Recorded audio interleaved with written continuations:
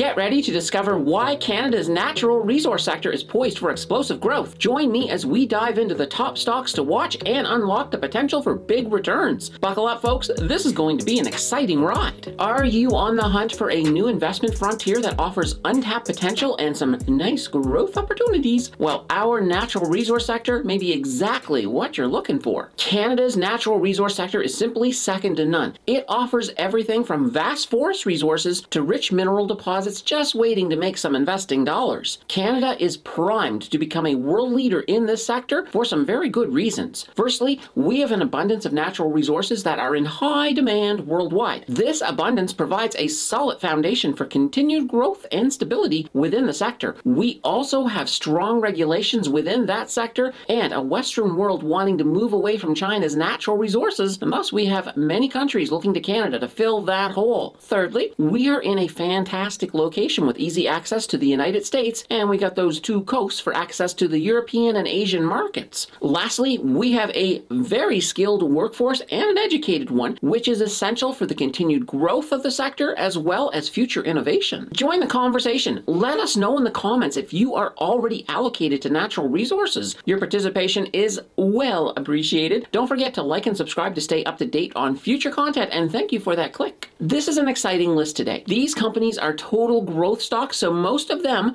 do not have dividends, but they do have some very impressive numbers. We base today's list on return on equity, as ROE is one of those statistics I love when finding stocks that have overall good health. We did not limit these stocks only to Canada. As long as they're on the TSX, they're fair game. So without any further ado, let's do this. We will kick off the list with Ludin Gold Inc. with a ticker of LUG. They are based out of Vancouver and they mine mostly gold and a little bit of copper too from a mine in Ecuador. Their market cap comes in at $3.29 billion and they've got a fairly stable beta of 1.09. Their earnings per share comes in at 0.95 and they've got a price to earnings ratio of 14.66. And of course, their return on equity, which we're using to sort this list by today, comes in at 20.80%. Their free cash flow comes in at $352.60 million and their debt to equity ratio comes in at a respectable 64.04. Even though I said these companies don't have dividends, this one does. They have a yield of 3.698%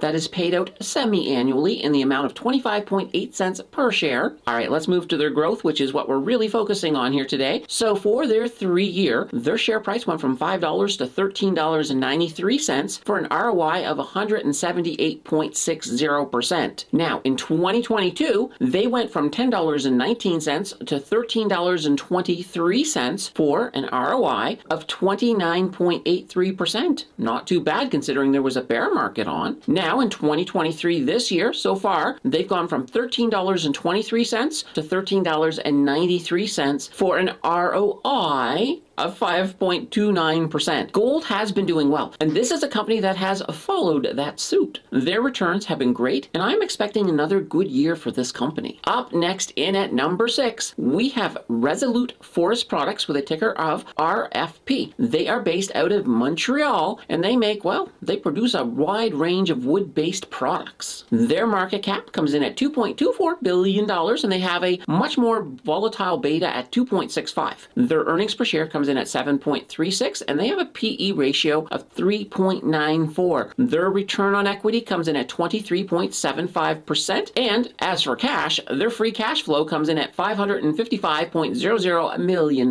Their debt to equity ratio is really nice. It's at 16.85. These guys do not have a dividend, but let's look at their returns. Their 3-year, they went from $4.21 to $28.97 for a 588.112% return on investment. Not too shabby. In 2022, they went from $19.33 to $29.21 for a return of investment of 51.11%. Now, in 2023, they did fall a wee bit from $29.21 to $28.97 for an ROI so far this year of negative 0.82%. They have a lot of time left to fix those numbers. This is a company that has also done well, though They are off to a stutter in 2023, but nonetheless, demand is still high for wood products, and long term, this is a company that should do very well. In at number 5, we have Nutrien Ltd with a ticker of NTR. They are based out of Saskatoon, Saskatchewan, and they are our largest producer of potash and the third largest producer of fertilizer. Their market cap comes in at $55.59 billion, and they have a beta of 0.88. Their EPS comes in at 18.92, and they have a PE ratio of 5.65. Their return of equity, nice at 33.72, and they have got a lot of cash. Their free cash flow is at $5 billion. Now, their debt to equity, that comes in at 52.54%, so that's not too bad either. These guys do have a dividend. Its yield is coming in at 2.464%, and those dividends are paid out quarterly, 48 cents USD per share. Now, let's look at their growth. For the 3-year, they went from $55.38 to $106.86 for a return of investment of 92.96%. In 2022, they went from $96.50 to $98.85 for an ROI of 2.44%. And in 2023, they've gone from $98.95 to $106.86 for an ROI so far this year of 8.10%. Nutrien is absolutely set up for some solid growth over this year and perhaps beyond. They are benefiting from the war in Ukraine, so once that ends, they could experience a slowdown, but nobody knows when that will be. In our 4th spot, we have Ero Copper Corporation with a ticker of ERO. They are based out of Vancouver, and they mine primarily copper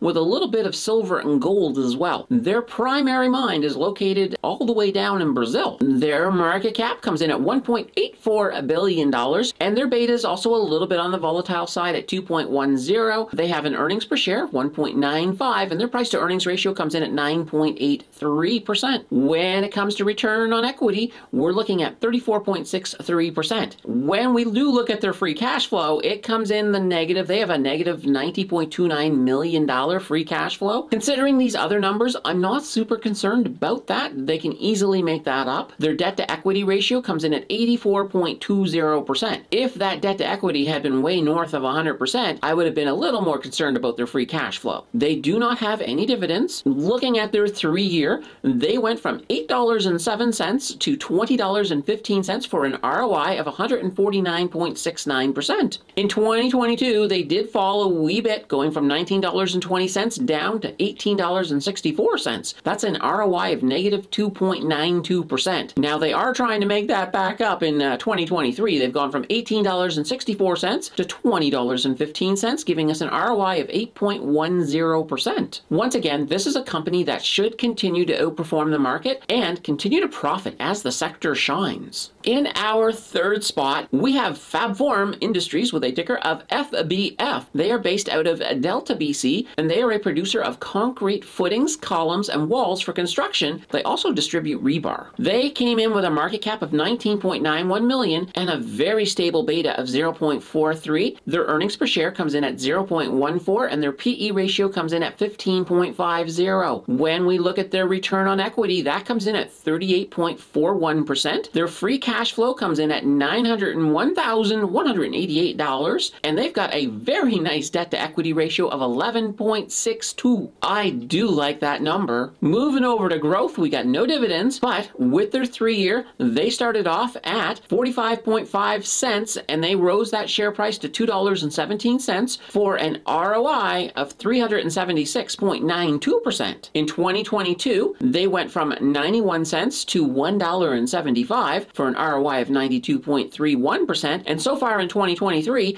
they went from $1.75 to $2.17 for an ROI of 24%. That's not too bad at all. This company has done very well over the pandemic, and with a continued need for construction and housing, they should continue to rise to that need, and that will make them a solid growth stock for, well, perhaps for the foreseeable future. Coming in at number 2, we have Verde Agritech Ltd with a ticker ticker of NPK. They are based out of the UK, but they have a presence on the TSX. They produce fertilizer and products to help improve the microbiome. Their market cap comes in at $347.64 million. They've got a beta of 1.15. Their earnings per share comes in at 0.40, and they have a PE ratio of 16.52. Their return on equity comes in at a very nice 57.74%. They do have a negative free cash flow that's coming in at negative $16.05 million. But once again, when we look at that debt to equity coming in at 39.07, I'm not super concerned about that free cash flow. This is a company that does not have dividends, but let's take a look at this growth. Their 3-year growth, they went from 44 cents to $6.61. That is an ROI of 1,401.27%. Holy friggin' banana bread. That's insanely impressive. In 2022, their share price went from $2.89 to $4.95. That's an ROI of 71.28%, which is also pretty impressive. 2023, they went from $4.95 to $6.61. So their 1 month ROI in 2023 is 33.54%. Their 3-year growth is just mind-boggling. I don't expect their growth to continue like that in the future, but I do suspect they will still pull off some impressive numbers. Coming in at our top spot at number 1,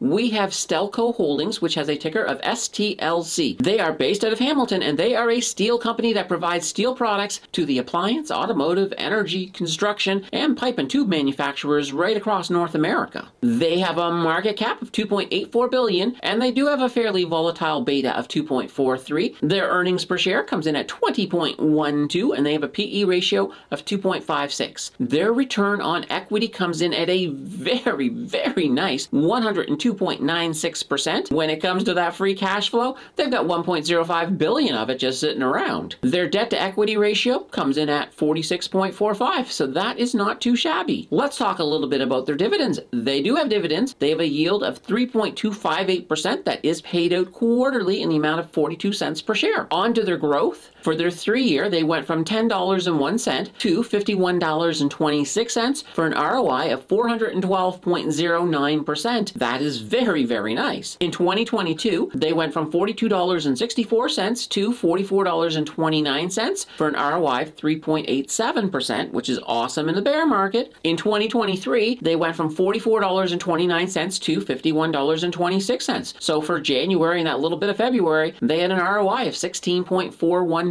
This is a company that has a solid customer base, and there's a huge demand for their products. They should continue to put up some very good numbers, and this is a company that will give you great growth with a few dividends to boot. We are still early in the game when it comes to Canada's resource sector, and I expect there to be more opportunities like these stocks as we move deeper into the year. Whether you begin researching these stocks or not, you want to at the very least keep your eyes on that natural resource sector. There is a reason I am bullish on it. Keep the learning going. Watch my video on covered call ETFs linked on the left, or test YouTube's recommendation skills by checking out the video on the right. Your choice will decide the winner. See you in the next video.